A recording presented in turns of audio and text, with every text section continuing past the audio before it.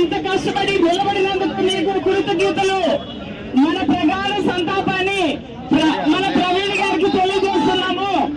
ఇప్పుడు శవ పంచాయతీ వారి యొక్క రక్త బంధువు అయిన అన్నయ్య గారు స్టేట్మెంట్ ఇచ్చారు కాబట్టి శవ పంచాయతీ పోలీసు డిపార్ట్మెంట్ వారు ఖచ్చితంగా తీసుకుంటారు. పొద్దున్న ఆ శవ పంచాయతీ అయిపోయిన వెంటనే మన సూపరింటెండెంట్ గారు సిఎస్ఆర్ఎంఓ గారు ఖచ్చితంగా ఒక డాక్టర్ గారిని వేసి పిఎంఓ ఇచ్చి మనకు పిఎంఓ చేయించి ఏమి జరిగిందో అని పోలీసు వారికి రిపోర్ట్ ఇస్తారు. ఇది రూల్ పొజిషన్, అందుకని మనం అర్థం చేసుకుందాము. Thank you.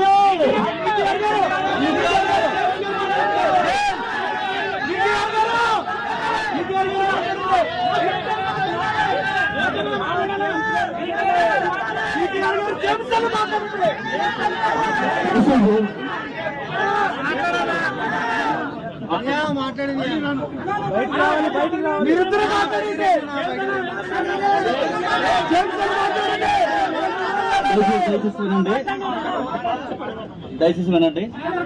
కొంచెం మనం నేను చెప్పేది ఒకసారి దయచేసి వినండి.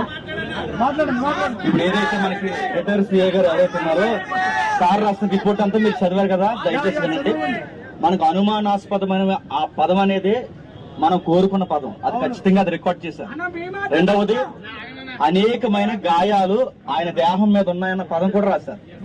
ఈ రెండు పదాలని బేస్ చేసుకుని ఇప్పుడు ప్రధానంగా వాళ్ళ యొక్క సమక్షంలో బంధువులు ఎవరైతే ఉన్నారో వాళ్ళ సమక్షంలో వాళ్ళ సంతకాలు పెట్టి ఇప్పుడు దాన్ని బట్టి ఎఫ్ఐఆర్ వేస్తారు. ఇప్పుడు స్టెప్ ఏం జరుగుతుందంటే ఇప్పుడు పంచనామా స్టార్ట్ అవుద్ది. అంటే మనం ఏదైతే అనుమానం చేస్తామో ఆయన నిజంగా బండి మీద పడిపోతే గాయమైందా లేదంటే దేనితోన్నా కొడితే గాయమైందా, ఇవన్నీ పంచనామాలోనే తేలుతాయి. కాబట్టి నెక్స్ట్ జరిగే ప్రొసీజర్ ఇది. పోలీసు వారు కూడా మనకి ఏమీ ఎగ్నెస్ట్ గా లేరు, వాళ్ళు ఖచ్చితంగా మనం సహకరిస్తున్నారు, మంచి మాట చెప్తున్నారు, మనం అన్నట్టుగానే రిపోర్ట్ తీసుకున్నారు. ఇంకొకటి, రేపు జరగబోయేది ఏంటంటే పెద్దల సమక్షంలో వాళ్ళ బంధువుల సమక్షంలో వీడియో ఫొటోస్ తో సహా పోస్ట్ మార్టం జరుగుతుంది. ఊరికే చేయరు, అందరం ఉంటాం. అయితే నైట్ టైం అనేది పిఎం జరగదు కనుక రేపు ఉదయం చేస్తారు. నిజానికి బంధువులు ఉదయం వచ్చుంటే ఎప్పటికి పోస్ట్ మార్టం అయిపోయేది, వాళ్ళు లేట్ గా రావడం వల్ల అవ్వలేదు. కాబట్టి దయచేసి అదన్నా జరిగేది ఇది, నెక్స్ట్ జరగబోయేది. మన అందరం ఉండండి, ఓపికగా ఉండండి. నాకు బీకేఆర్ గారు మాట్లాడతారు ఒకసారి.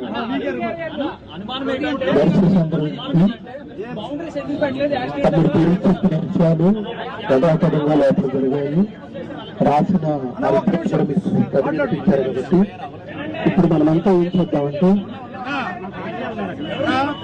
మన రాజమండ్రి తూర్పుగోదావరి జిల్లా పాస్టర్ పెద్దలు ఏఐసిసి పెద్దలు రేపు ఉదయం జరగబోయే పోస్ట్ మార్టం దగ్గర వాళ్ళు ఖచ్చితంగా లోకల్ నాయకులు ఉంటారు. ఇప్పుడు అందరూ ఎక్కడ ఎక్కడ ప్రశాంతంగా మన ఇళ్ళకు చేరుకుందాం. రేపు పోస్ట్ మార్టం అయిన తర్వాత మీకు అప్డేట్ ఇవ్వబడుతుంది. సోషల్ మీడియా వేదికగా కానీ పాస్టర్స్ గ్రూప్ లో కూడా అప్డేట్ ఇవ్వబడుతుంది.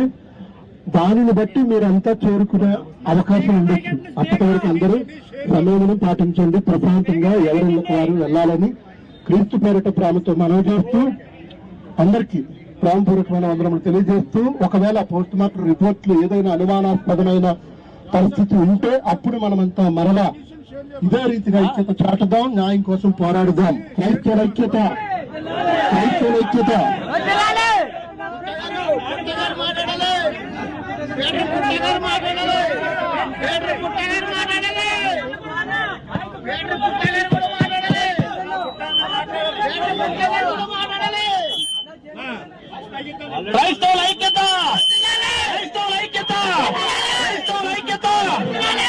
నిజంగా క్రైస్తవ వీరులుగా వచ్చినటువంటి మీ అందరి డిమాండ్ ప్రకారంగా ఇప్పటి వరకు పిటిషన్ ఇవ్వలేదు వాళ్ళు. ఇప్పుడు పిటిషన్ ఇచ్చారు. ఇప్పటి వరకు పిఎం అవదన్నారు. పిఎం మార్నింగ్ చేయడానికి మన డిమాండ్స్ అన్ని కూడా కంప్లీట్ అయ్యాయి. కాబట్టి అందరూ కూడా ఈ రోజు ఈ కార్యక్రమానికి సహకరించిన ప్రతి ఒక్కరికి వందనాలండి. పిటిషన్ కాపీ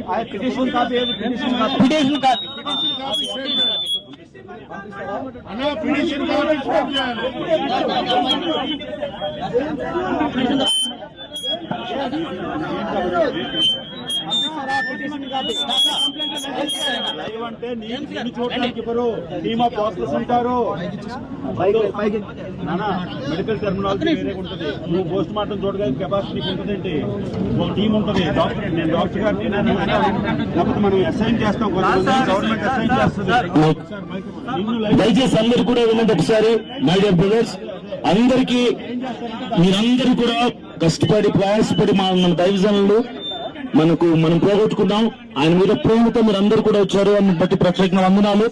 ముఖ్యమైన విషయం ఏంటంటే గొడవలు ఏం చేయకుండా ప్రశాంతంగా ఇంటికి వెళ్ళటానికి పోలీసులు మనకు సహకరించారు. రేపు ఉదయం పోస్ట్ మార్టం చేస్తున్నారు.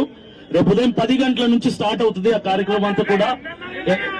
ఎవిడెన్స్ అన్ని కూడా ఇస్తారు, ఎలా జరిగింది, అది ఇన్సిడెంటా యాక్సిడెంట్ అనేది రేపు మార్నింగ్ కన్ఫర్మేషన్ ఇస్తారు. కాబట్టి అందరు కూడా కామ్ గా ఎవరి ఇళ్ళకి వెళ్ళండి. రేపు మార్నింగ్ మరలా మనమందరం కూడా ఇక్కడ చేద్దాము. ఇప్పుడు నైట్ వెళ్ళిన తర్వాత సోషల్ మీడియాలో ఒకవేళ లైవ్ ఇవ్వాలంటే డివిజన్ ఎవరైనా ఇస్తారు, మీరు ఫాలో అప్ చేయండి. రేపు మార్నింగ్ ఏ టైంకి రావాలని మీకు చెప్తాము. ఇప్పుడు ఏం గొడవ లేదు, కంప్లైంట్ ఇచ్చేసారు, ఎఫ్ఐఆర్ కాపీ చేశారు. మార్నింగ్ PM చేస్తారు కాబట్టి ప్రశాంతంగా వెళ్ళవలసింది ప్రేమకు మనవి చేస్తున్నాను. గొడవలు ఏమి లేకుండా ప్రశాంతంగా వెళ్ళవలసింది ప్రేమపూర్వక మనవి. Thank you. ప్రభుత్వానికి ఒకటే విన్నపం అండి, ఇట్లాగా చాలా మంది క్రైస్తవుల మీద ఉద్దేశపూర్వకంగా దాడులు జరుగుతున్న కారణంగా మనం ప్రవీణ్ ప్రగడాల్ గారికి జరిగిన విషయంలో మనం ఆలోచించవలసి వస్తుంది. అంతేకాదు, ఎవరైతే బైబిల్ విషయంలో డిఫెండ్ చేస్తున్నారో వారి ప్రాణాలు కూడా ఎప్పుడున్నట్టు హెచ్చరించడం.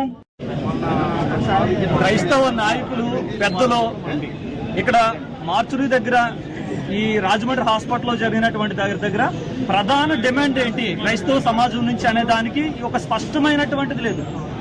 ఎందుకొరకనంటే యాక్సిడెంట్ జరిగినటువంటి స్పాట్ దగ్గర, ప్లేస్ దగ్గర మీరు ఎక్కడైనా చూడండి, ఏ హైవేలో కానీ లేదంటే ఏ ప్లేస్ లో కానీ చుట్టూ ఒక మార్కింగ్ చేస్తారు, ఒక ప్లేస్ చేస్తారు.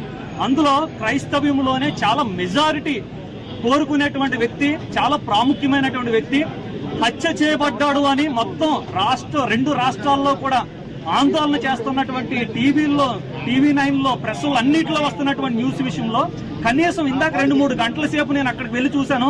ఒక పోలీస్ గానీ లేదంటే అక్కడ ఏదైనా ఒక బౌండరీ గీసినటువంటి విధానం గానీ ఏదీ లేదు.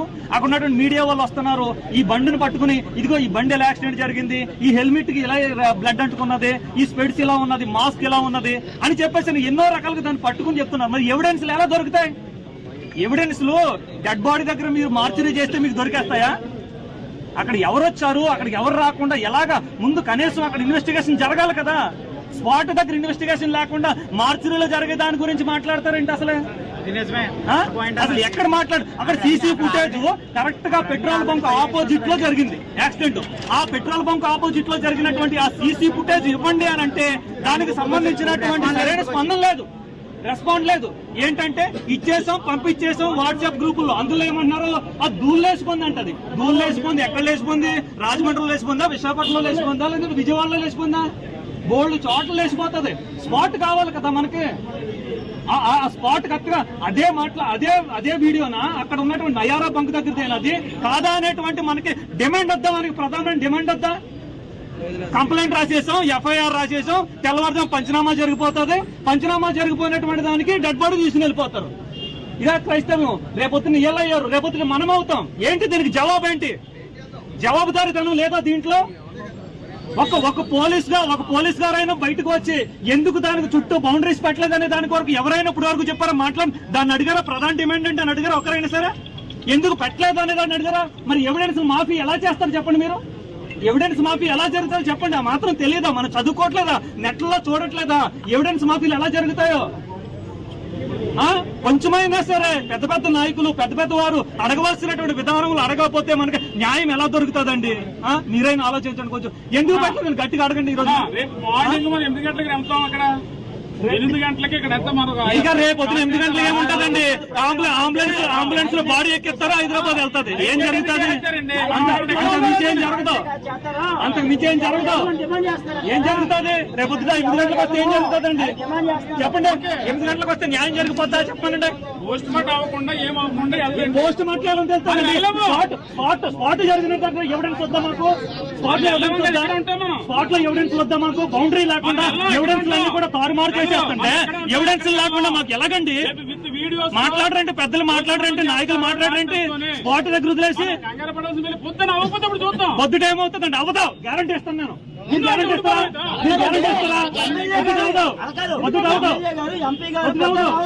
ప్రభుత్వం తరపున వచ్చి 90% యాక్సిడెంట్ అని చెప్పి స్టేట్మెంట్ చెల్లిపోయి న్యూస్ లోనే. ఎవరైనా మాట్లాడాలంటే న్యూస్ ఛానల్ వెళ్ళవలసింది వెళ్ళిపోయింది. ఓ పక్క నుంచి ఎవిడెన్స్ సరిపోతుంది అంతా పోయింది. ఎవిడెన్స్ దగ్గర ఒక రకమైనటువంటి సేఫ్టీ లేదు. అక్కడ ఎవరో ఒక కనీసం ఒక కానిస్టేబుల్ గారు కూడా లేరు. ఉన్నారని చెప్పారు. నేనుండగా 1000 మంది వచ్చారు ప్రజలు. నేనుండగా 1000 మంది వచ్చారు. ఒక్క పోలీసు లేడండి అక్కడ. ఒక్క పోలీసు గారు లేరు అక్కడ. మరి ఎలా జరుగుతుందండి న్యాయం? పోస్ట్ మార్టం దగ్గరికి నువ్వు వెళ్ళిపోయి నిలబడితే నీకేం తెలుస్తుంది? మెడికల్లో కోస్తారు. తెలీదా మాత్రం మెడికల్ గురించి? పలానా చోట యాక్సిడెంట్ అయింది తగిలింది అంటారు. ఏం తెలుస్తుంది నీకు వీడియోలోని? అడగండి, సరిగ్గా డిమాండ్ చేయండి. సరే డిమాండ్ లేకుండా వెళ్ళిపోతే మన క్రైస్తవ నాయకుల్లో ఐక్యత లేదు. ఉదయం చెప్పిన వాళ్ళు అందరూ వెళ్ళిపోయారు. నిజంగా మాట్లాడితే ఎవిడెన్స్ లేకుండా అక్కడ అడగండి. ఎవిడెన్స్ లేకుండా అక్కడ అడగండి బాబు. ఇప్పుడు కాదండి బ్రదర్ ఇప్పుడు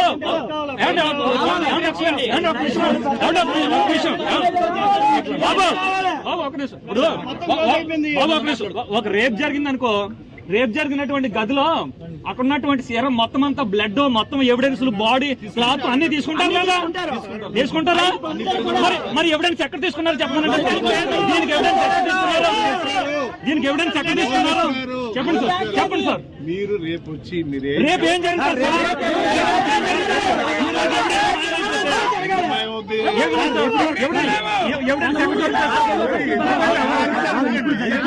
ఉండదు కదా సార్.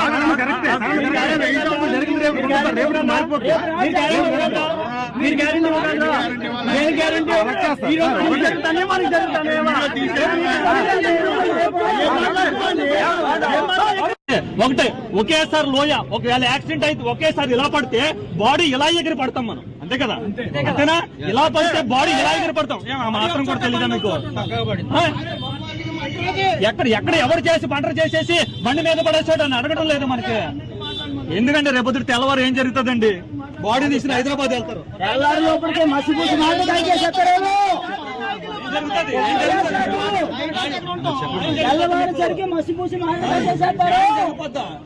చెప్పండి. ప్రపంచంలో నిర్భయ కేసులకే దిక్కు లేదు.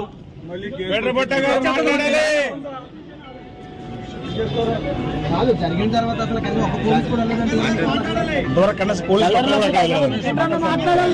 అడగండి. ఎక్కడ ఉన్నా సారీ అడగండి. ఏం తెలుస్తుంది? ఇప్పుడు పిటిషన్ అడిగాం. పిటిషన్ అడిగితే పిటిషన్ ఇవ్వాల. ఫస్ట్ పాయింట్ పిటిషన్ అడిగితే పిటిషన్ ఇవ్వట్లా. పిటిషన్ ఇస్తానంటున్నారు. పిటిషన్ అడిగితే పిటిషన్ ఇవ్వకోకుండా ఆ డిపార్ట్మెంట్ వాళ్ళే మాట్లాడేసి డిపార్ట్మెంట్ వాళ్ళే చదివేసి ఇప్పుడు పిటిషన్ ఫోటోలు తీసుకుంటాం అన్నా సరే, పిటిషన్ మాకు చేతికి ఇవ్వండి అన్నా సరే, ఎక్కడా పిటిషన్ చేతికి ఇవ్వకోకుండా ఎఫ్ఐఆర్ చేస్తామన్నారు. ఒకవేళ పిటిషన్లో వాళ్ళకి ఇష్టమైనటువంటి కంటెంట్ రాసుకొని అదే కంటెంట్ మీద సంతకాలు పెట్టించుకొని రేపొద్దున ఎఫ్ఐఆర్ కూడా అదే అయితే ఇప్పుడు ఉన్న పరిస్థితుల్లో మనం ఏం చేయలేం. ఎందుకంటే ఇందాక తెలుగులో చెప్పింది వేరే, ఇంగ్లీష్ లో చెప్పింది వేరే. ఇంగ్లీష్ లో రాసింది వేరు, తెలుగులో వేరు. ట్రాన్స్లేషన్ తప్పు చేశారు. కాబట్టి ఆ పిటిషన్ వచ్చేంత వరకు వెయిట్ చేద్దాం. రావాలి. వచ్చిన తర్వాత ఆ పిటిషన్ బేసిస్ గానే ఎఫ్ఐఆర్ అయిందా లేదా, అదే వేలాది క్రైస్తవుల మనోభావాల కోసం సాఫ్ట్ కాపీ రిలీజ్ చేయాలి బయటికి. ఖచ్చితంగా.